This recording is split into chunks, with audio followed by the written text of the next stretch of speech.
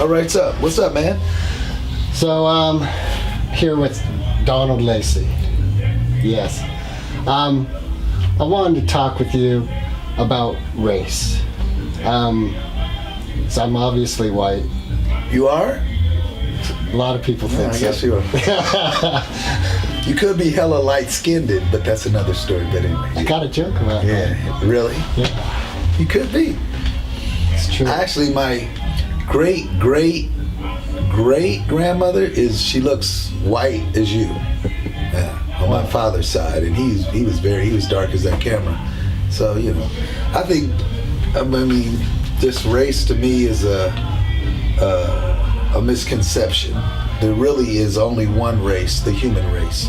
So we make all these different delineations based on skin color, hair texture, eye color, and it's really just a fabricated notion as a result of white male supremacy that this country is dictated by, and it's really just designed to keep people apart, to keep people feuding, to keep people, because it's a big business, hate business. It's a money-making business, So that's my rudimentary analysis of racism in America.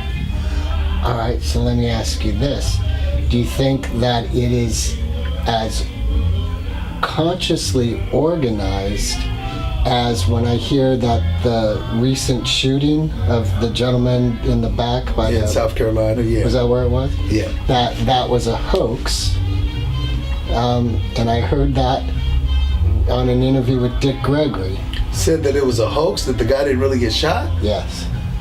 Oh, I haven't heard that. As far as I know, and his families, I've seen them on TV, and then sometimes Dick Gregory comes out, and I love Dick Gregory. Sometimes Dick Gregory comes out with some way out stuff.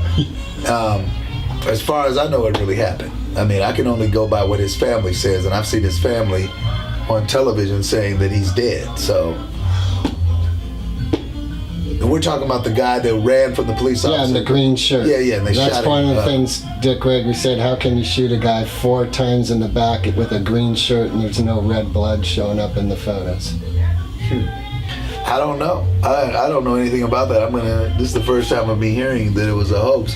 I'll have to do some more research. And, I've talked to Dick Gregory in person several times over the years, going all the way back to 1981 when he rightfully uncovered the Atlanta child murders, what was really going on with that. And he did a presentation to San Francisco State. I was a student at the time, and he presented slide evidence that showed how some of the kids had injection marks in the middle of their back where it's impossible for you to self-inject yourself. Some of their penises have been clipped, and he maintained, and I believe he's correct in this assumption, that the kids were being murdered to used for medical experimentation by the CDC, which they found interferon is a drug that retards cancer cells. It's allegedly $500,000 million a pint or whatever, but they found out the best way to synthesize interferon was through the white blood cells of young black males. And he was saying that's what the Atlanta child murders was all about. What is CDC? I don't know. Center for Disease Control, which is in Atlanta, Georgia, by the way. All right. Yeah. So. All right. So here's the thing. It starts becoming for me like Alice in Wonderland. Like, where does this rat hole end? Like, it's just so you get into the 9/11 chaos and all this. I wonder if there's an element of we as human beings start convoluting facts to fit these assumptions we have. Oh, I'm sure there's some of that, and while some people may say I'm a conspiracy theorist, I tend to err on the side of things that research will bear out. For instance, the Kennedy assassination. Anybody that thinks that it's possible for one man to have shot him from the angle he shot with a rifle that didn't work to get off a kill shot in 6 seconds. Got off allegedly 3 shots, and so much evidence supports, the magic bullet theory. They really believe that this bullet went through Connolly and Kennedy 2 and 3 times and then did a U-turn, right? No, come on. That's Okay. I mean, so for anybody to suggest that someone other than Oswald killed Kennedy to be labeled a conspiracy theorist, to me makes no sense, because the facts support the fact that there was more than one shooter. I mean, how can you have a bullet zigzag and go make 7 wounds and then come out pristine? It's not possible. Physics suggests that that's not possible. So, you know, people who are labeled conspiracy theorists who believe that there was more than one gunman, to me, aren't conspiracy theorists. If anything, they're supported by the scientific empirical evidence that this bullet couldn't have done all of it. And that was the basis of the Warren Commission's report, that this one bullet made 7 wounds in Kennedy and Connally. So that's not, I mean, while theoretically it could be possible, the odds are 20 trillion to 1 that happened. All right. So that to me, like, because I could spin off on that a long time, but it doesn't come back to the basis of living in peace. Sure. And how do we do that? Well, I wish I knew that answer, Brother Gregory. I would, believe me, I would put it on 24 hours a day. And the realist side of me says that we may never. But as opposed to necessarily ascribing to that panacea altruistic thing, maybe the easier goal would be to just exist in civility. If we can just be civil about whatever the discourse is, instead of, you know, shooting somebody because they're doing abortions for women or blowing up a clinic. That's barbaric. Or shooting somebody because, you know, they may prescribe to a certain philosophy. So if we can we're going to always argue, but can we be civil in our discourse? That's my thing. I think that's an easier goal for us as erratic human beings that we are to ascribe to, rather than this, you know, panacea world where everybody's hunky-dory and singing "We Are the World." I don't think that will ever happen. But I think as so-called civilized human beings, we should be able to get to a discussion, not an argument. I don't even waste time arguing with people anymore. Why should I get argued and get all worked up with somebody who, not to say that I'm right all the time, but usually if you're arguing over something, you're upset because you're not that sure of your facts. To me, if you're sure of your facts, what do you have to get upset about? Yeah. All right, so I've heard a couple of your interviews, and you seem very open and supportive in your interview process. And I'm wondering, do you like sometimes hear someone and go, "Oh my God, that's just chaos," but why even go there? Why challenge them on that? Well, it depends. If somebody says something that I feel is totally incorrect, number one, I will not hesitate to correct it. But if it's opinion, and if it's going to just open up a can of worms, it's just going to not necessarily come to some kind of conclusion, I'll let it go. But very seldom. If someone says something that I'm interviewing, and usually, you know, most people that I do interview on the program have a left of center point of view, which is fine. I mean, I've had some right-wing people on the show, and to me, that's good radio for me to intellectually challenge their position. But most of those people refuse to come on my show because most of them don't stand on a leg of truth or fact. You know, I don't prescribe to know the truth and know everything, but there are some things I do know, and there are some things that I believe to be true.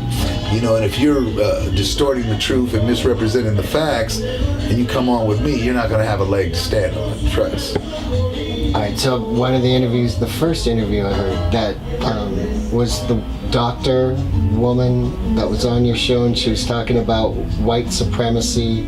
Oh, Frances Cress Welsing, yeah.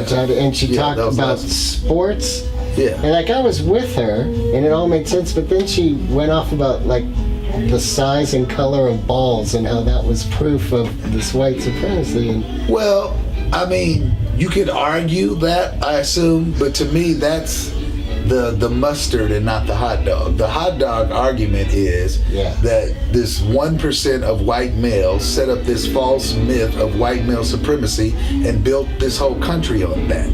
Now that's irrefutable. And every statistic in terms of the high black incarceration rate, high incarceration of black males, everything is supported by that theory.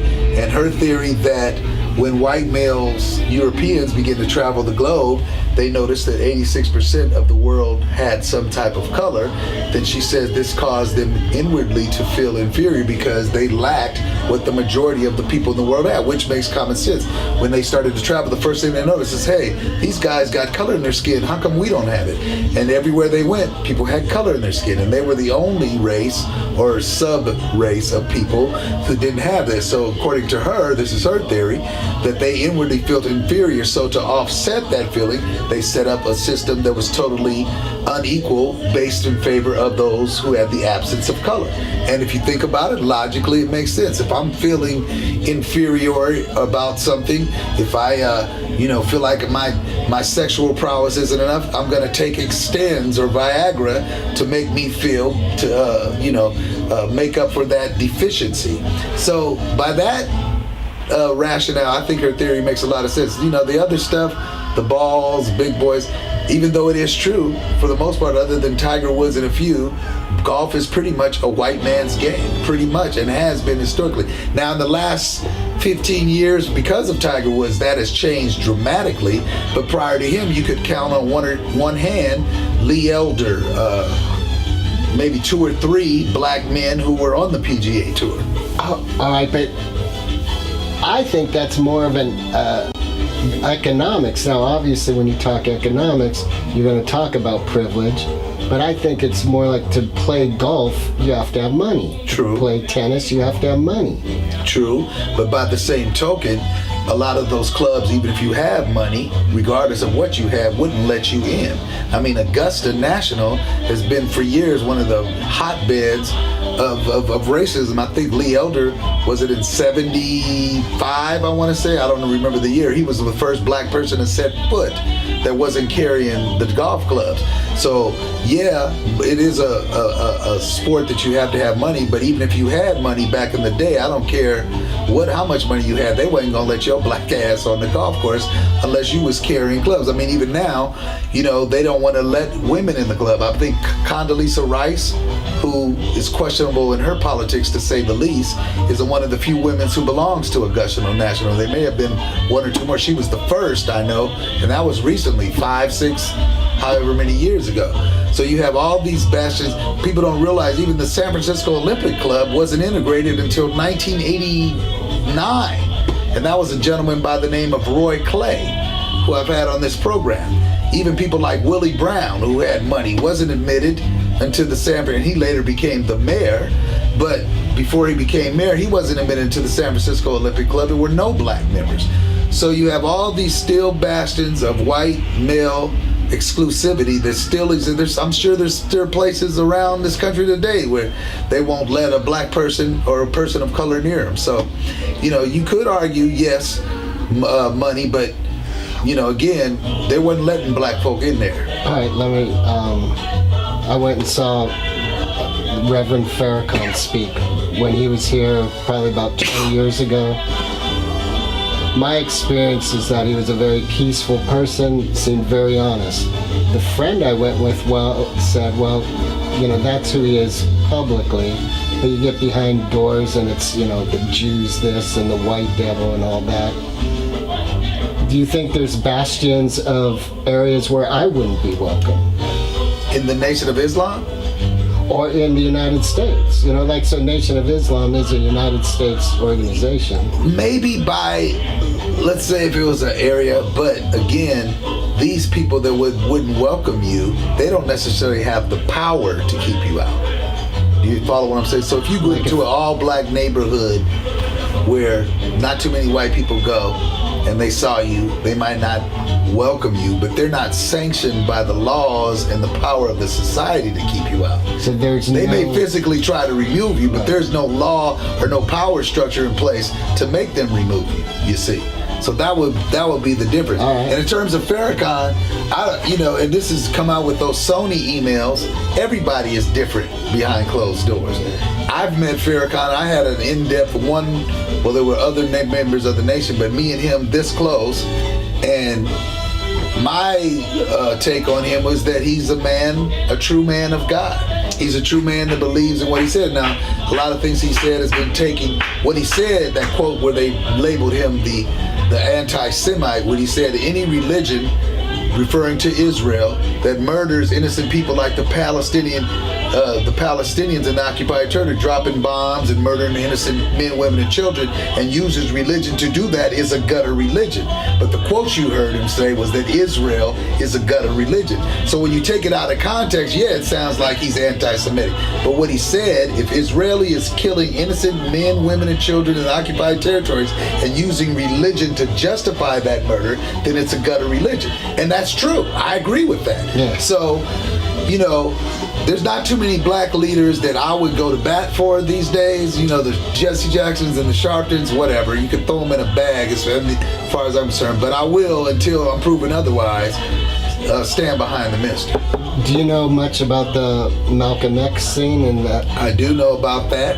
And he has admitted what he has admitted publicly, and he apologized to his daughter on 60 Minutes. I don't know if you saw that. It's on YouTube. You can Google it. And what he admitted to was contributing to the climate that led to his assassination. In other words, when Malcolm exposed Elijah Muhammad for some of his indiscretions with some of the women, and he began to speak vocally about it, Farrakhan and others saying, hey, you know, you turned against the minister, you're a traitor, death to those who betrayed it. And so he admitted to putting out that rhetoric that contributed to the climate.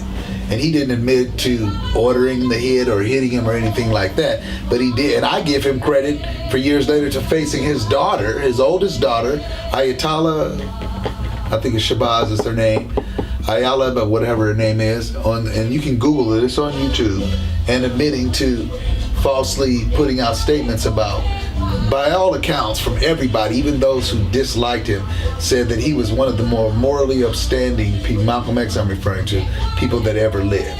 He didn't cheat on his wife, he didn't do this, and that's why he was so taken aback when he found out that Elijah Muhammad had fathered all these children out of wedlock with all these different women who worked for the nation. And he was morally offended by that, because he said, how can we represent ourselves as these morally upstanding people, and then this guy's got 6 or 7 babies or however many it was by all these different women. So I imagine too that there was an element of him looking up to Elijah Muhammad. Absolutely, he was crushed by that, right, as is depicted in Spike Lee's movie. Right. He was crushed by that, and you know, it's just too bad that he had to be taken out like that. And you know, because he to me was one of the more powerful, poignant, honest, morally upstanding black leaders that this country has ever seen. There's been quite a few, from Medgar Evers to, you know, you can name a lot of them.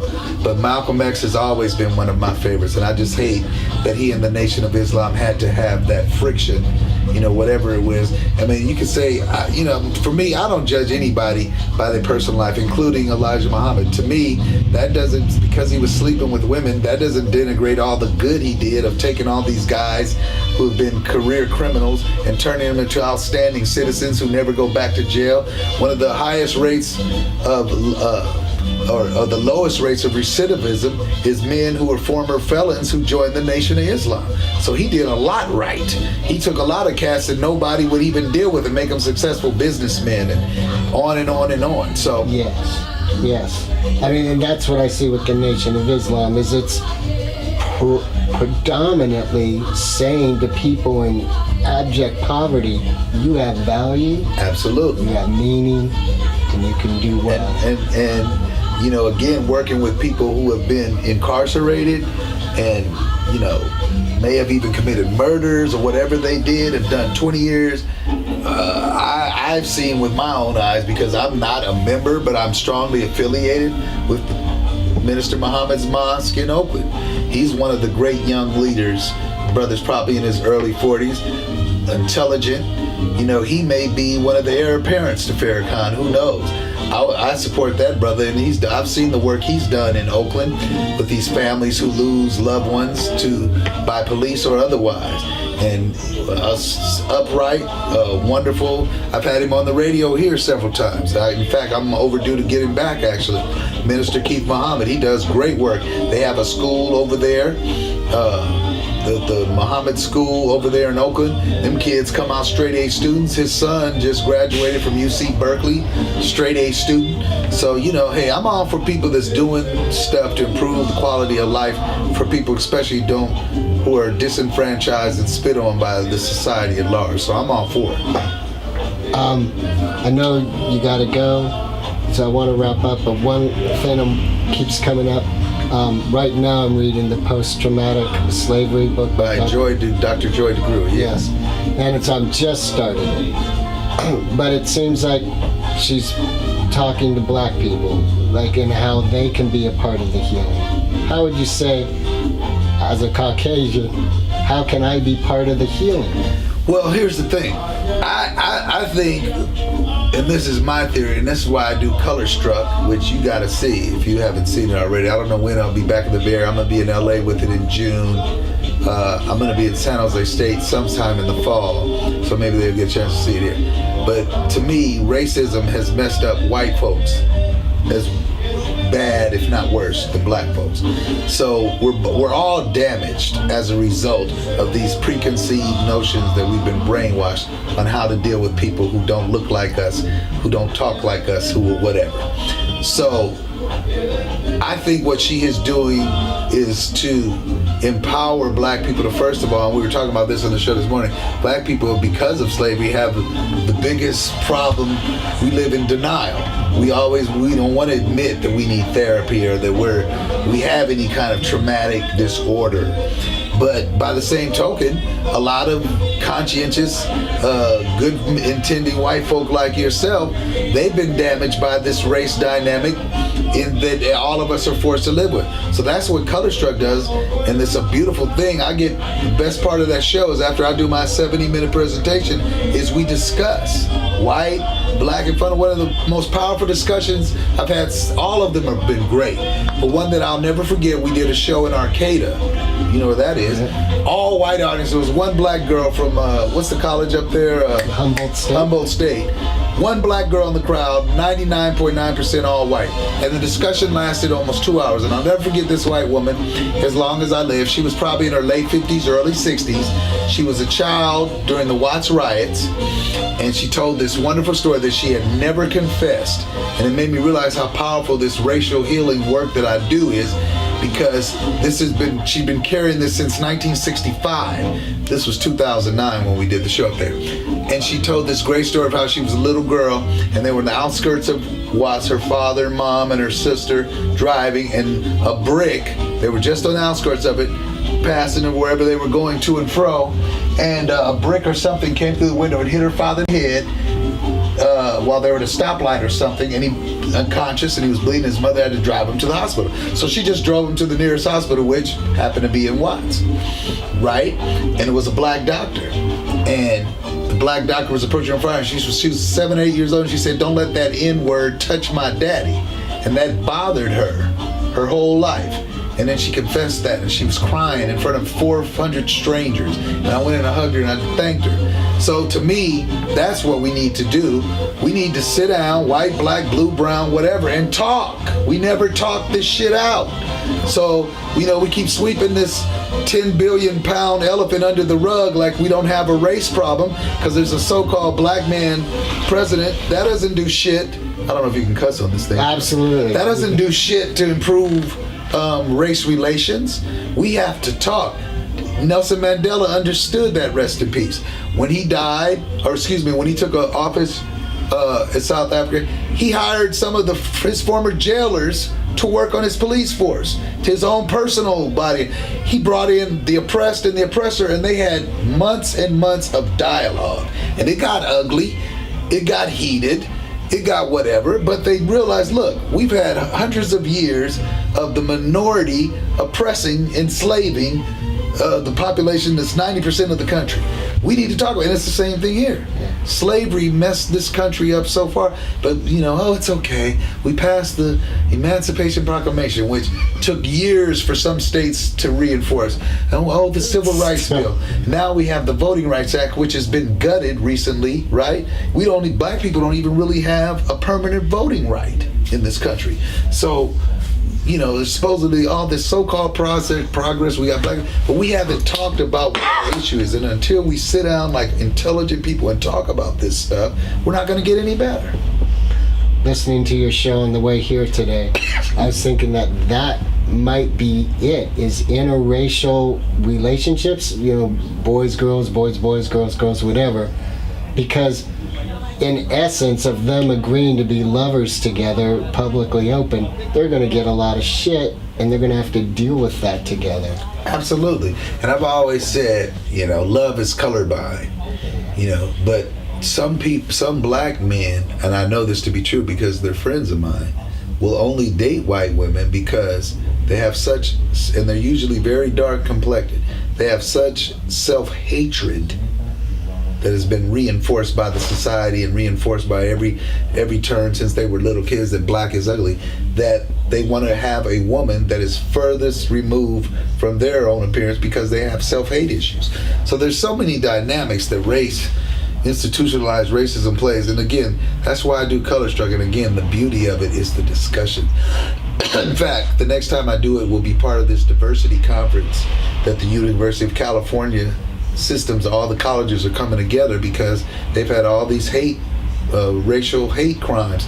The kids putting swastikas at UC Davis. That happened 2 or 3 times on the fraternity. And then these fraternities doing these parties where they dress up in blackface and have gold chains and holding watermelons and, all this stuff going on. So there's a race problem. Do you think we'll ever be at a place of healing where that is humorous and not hurtful?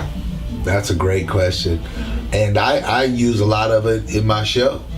I want us to laugh at some of this so we can relax. The whole point of the way I do it with that is to get people laughing about it so they're relaxed enough and feel trusted enough in the environment, like that lady did, to tell a story that had been haunting her for 40, 50 years. And that's the beauty of it. Because, again, until we sit down and talk, and it sounds like it's such a simplistic solution, but it really is that simple. We're not going to get anywhere until we sit down and talk. And the United States government makes an official apology for slavery. See, and the reason they're afraid to do that, because it opens the door to the reparations discussion. Well, sorry, but we have to talk about that. Slaves built this country, and that 1% built their fortune off the backs of my ancestors. So how can you reparate the Native Americans? You reparated the Jews, you reparated the Japanese who were interned in prison camp, you represented the Chinese. That's great. I'm not saying they deserve that, but why not even a discussion about the people's reparations who built this country? Were the Indians really represented? Well, they've been reparated in the terms of some land give-backs to some tribes, as well as the casinos and that kind of thing. So you could argue that was a form of reparation. Okay. But people don't even want to mention that word when it comes to black folks. That's even black folks. And I talk about it in the show, and I can see some of the people in the audience, because it's a scary thing to some people. But there's a great book written by a white scholar, Douglas Blackman, and I've had him on the show, called Slavery by Another Name. And he breaks it down. It took him years of research and finding all these letters and what it basically talks about after the Emancipation Proclamation up until the 1950s, there was still unofficial slavery. There were black people who were put in work camps, right, away from their family, no contact with the family. You'd be standing, like I'll be standing out here on the Divisadero, and the police say, "Hey boy, what you doing?" "Nothing, I'm just standing." "Come on." Arrest you, not even contact your family. Next thing you know, you're in some work camp, busting rocks or pulling cotton or doing whatever. And he documents a great book, Slavery by Another Name. I got to get him back on Douglas Blackman. Read that one. But he chronicles the unofficial branch of slavery during the whole Industrial Revolution in the early 1900s and all of that. There was still slavery going on. It wasn't called slavery, but for all intents and purposes, that's what it was. Is Is it too much to address slavery that's happening right now in other parts of the world? No, there's still chattel slavery everywhere. I mean, even in China, they need to be ashamed of themselves. The so-called industrialized China. I mean, I even feel bad for using a Mac. I don't have a Mac, but you've seen those stories about those kids they got in there as part of their college education. They lock them up in those big, huge. Some kids have jumped out of those buildings and they're in there for hours and hours. They have to do so many hours a week. I forget. I had somebody on years ago about this. They have to do so many hours a week building these micro technologies and all this. You won't get your college degree, and yes, you do. And there's basically, who's the guy that died from Apple, Steve Jobs, and all. This is their shit, man. Right. And it's slavery, and they're making trillions and billions of dollars off this crap. And it's people are losing limbs and shit in there. They don't have any health insurance, and they're mostly young people. And I don't know much about that, and I've heard some reports that it was falsified, but I know for sure the mining in the Congo for those minerals that go into the computers, and those are 9, 10, 11-year-old kids. Absolutely. I know you've had like in that movie Blood Diamond with Leonardo DiCaprio, right. Which is based on that's a fictional movie, but it's based on some real shit. They train them kids from early, they take them from their families, train them to be soldiers, to enslave people in the mines and get those diamonds and minerals. That's been going on for hundreds and hundreds of years. So that kind of brings us back to the beginning where you were saying, I don't think we'll ever have that lovey-dovey scenario in humanity. As long as we can just be civil. To me, I think that's lower hanging fruit that we can reach. Just be civil. We ain't got to agree. We ain't even got to necessarily like each other. But civil discourse, that's my thing. Because to kill people over an idea. Or even hurt them. Just like those cartoonists, I didn't agree with that shit making Muhammad look like whatever they did or whatever. That was, you could argue that was blasphemous, but that's nothing to die over. You're gonna kill somebody because you don't like. I mean, sure, it may have been poor taste. Yeah, I'll give you that, but we can't be killing people because we don't agree with something we think is in poor taste. I mean, that's the whole problem, especially in America.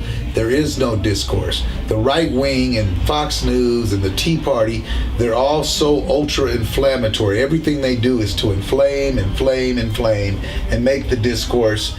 For people who aren't educated and they watch Fox News, they think that every black person is out to kill them and rape their wife and all that, because that's pretty much what they're pushing.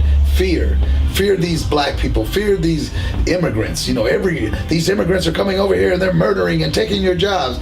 And you got these mostly uneducated people that watch that channel. And there's some racist rednecks that watch it too. But then you got a lot of uneducated people who take that crap, and they're so fucked up. I was watching Sean Hannity, and they were trying to say, who were they trying to knock down? I don't remember if it was Sharpton or no, it was Obama. And they were saying, how can you, because they're always, Obama's the worst. And I don't agree with a lot of shit he does, but they make him like he's to the right of Attila the Hun. Yes. So give me a break. But they were trying to say, how can you support somebody? And the week after 9/11, then they showed the Jeremiah, right? God damn America, when he was saying damn America for killing black folk and doing all this stuff, right? But they just showed him saying, God damn America, if you, and they said, and they were saying, this is a week after 9/11, and then they're so stupid, under the heading it said 2003. So this was 2 years after 9/11, you frickin' asshole. But see, the dummies and the right-wingers, a week after 9/11, Obama was in that church, and that guy was saying damn America after thousands of Americans died in this, thing. All right, so that brings on. I think we as people, like part of our low-lying fruit, is to recognize we like drama. Sure. And when I was at SFSU, I was a freshman. You went to state too? Yeah. Go Gators! I'm a state grad. All right. And Hayward High. That's right. You're a farmer. Wow, hilarious. Who was the principal when you were there? Was it the black dude with the Jerry curl? He was the. What's his name? He was the counselor for men. He was the dean of men. What was that dude that he had a Jerry curl? I forget his. Yeah. He looked like was David Rattle Chappelle there? played. Yeah, exactly. Prince. Prince. Yeah. Yeah, he did actually. Was Rattle there? Remember Ratto? He became a city councilman. He tried to kick me out of the school because I wrote an article on race in the newspaper when I was a junior. Really? Yeah. Ratto. And he got in my face one day, you because I said they were racist, and they were. And Larry Ratto, I want to say, was his name. He became a Hayward City Council. So Larry Ratto, if you see this, fuck you, asshole. Yeah. There's some peaceful discourse. Yeah, there it is. How's that? Fuck you, asshole. And I'm saying it peacefully with a smile. Fuck you, Larry Ratto. Oh, Hilarious. that is funny. What I was going to say is I got into women's studies because I needed credits, and all the classes were filled up. I was a freshman. I'm just trying to find a class that'll make my GE. I wish I had thought of that. What a great place to meet chicks. You know what was cool is it introduced me to bell hooks. Oh, I love when bell I read hooks. bell hooks, I was like, whoa, now this I understood. Like, this Right. made sense to me, being marginalized and all this stuff and all the train of thought that goes into that. And I had an affinity to what she was saying. And so I started taking more women's studies courses. Absolutely. But at a point, like my junior year, the dramatics got to be too much. Like, I will never forget that we had a teacher from India, and this woman in the class said, well, you know, picnic is racism from slavery, and it means, you know, pick and nig, and Right. and the teacher's going, oh, really? Which, I didn't by the know way, that. is kind of like an urban legend. Right. That's what that is. That's what, right. I found out, like, it's kind of, like, I was like, what got me is the teacher's like, oh, really? I didn't know that. And it was like this whole bandwagon of chaos. Mm-hmm. And there I am, a white boy sitting there listening to this. I'm male, I'm white. I'm in the fire, right? Yeah. And then it turned out, like you said, to not really be true. Right. And I just feel like there's this, we as humans, it doesn't matter what color you are, we like lighting fires and watching the drama. Absolutely. That's why people you know, people think the NFL is the number one sport in this country. You know what it is? NASCAR. Really? Yeah. And people, I maintain, people don't go to watch people go around. They go to watch a wreck. Let's face it. Come on. Why else would you go? And sure, there's people, I don't know that much. And if you NetCar fans watching this, forgive me for being ignorant about your little cracker sport. But, I mean, really, what is, I don't get it. It's like a train wreck. We like to see a train wreck, or even an accident. That used to drive my father crazy when there'd be an accident and you see people going slow. It's not because they can't move, but everybody's like, oh, the looky-loos. Yes. And that's just part of our human nature. Yes. It's something about the drama, as you say, and the tragedy that some weird part of our psyche, from I don't know where it comes from, it's an alluring thing to us. You know, it's almost like they say that saying, misery loves company, and for some reason in the human nature, I don't know what that is. We, you know, it's like the comics used to say, you could kill in front of 10,000 at the Coliseum, but if you bomb in a closet on Ellis Street, more people will hear about that than the 10,000. Yes. And that's true, and that's just the way it is. But I think it's even like, as artists, don't you think it's also true? You could be in a Coliseum of 10,000, you see the one person yawn, you're killing with the other 9,900. You see the one person yawn, and that's the one that haunts you. You know, I used to be like that, but I'm at a point now, just like last night. Everybody in the crowd was killing. That one lady, she was sitting there the whole time, and then finally I did this joke about cocaine or something, and I just saw her make this face. And that's why I had to, you know, I didn't really fuck with her too hard. No, but I just had to let her know, bitch, I've seen you the whole 50 minutes. Everybody's dying laughing, and you're sitting there with a stick up your ass. So I just wanted to call her out on her bullshit. Because whatever it wasn't me. So I don't, you know, if 99% of the people are laughing, you know, oh well, that's your issue, not mine. Well, and what I saw last night, now I was sitting in the back, so I didn't see her face, but I saw her relax a bit. Yeah. You know, I saw her break up a little bit. Like she wasn't. Yeah. That's why I had to get her, man, because she was putting out this whole, and like I said, she's going through something. God bless her. And then that's like that at every show. Somebody in there is going through something, and usually they come to escape whatever that is. But for whatever reason, and who knows, I'll never maybe see the woman again in life. She couldn't escape for whatever reason. So that's fine. You know, it doesn't bother me at all. All right. Well, I want to respect your time. Is there Thank you, anything sir. that I didn't bring up you'd like to say? Or? Well, I've got that cure for racism and cancer. Just give me a call. Milk in the prostate. Yeah. Oh yeah, that was the line. I'm gonna go get my prostate milked. Boy, she's right about that, because I don't even wipe my ass good. I'm scared to stick my finger in my booty. We're talking about, I had an expert on saying that men need to, get in touch with their prostate. It's like your G-spot, man, and don't think that you'll become like a raving homosexual if you stick a finger and play with your booty. All right. We went from curing racism to sticking fingers up an ass. I'd say this conversation has devolved nicely. Yeah. So, men, in order to cure race, you gotta milk your prostate. Hey, thanks, Greg. Keep up the great work. Keep watching right here. Wilker got it going on. And his son is the coolest. And by the way, big ups to your son. What's his name? Jonah. All right, man. I'll be looking to hear from you. Send me an email. Let me know how you doing, player. And when I do Color Struck again, you got to bring him. I want to. I've been working on it. I guarantee you he will talk to you for hours about the issues that it raised, because it's very, very thought-provoking show. Yeah. Thank you very much. Right on, man. Thank you. Peace and love. Peace and love. Yes, sir, brother. Not me. It's a beautiful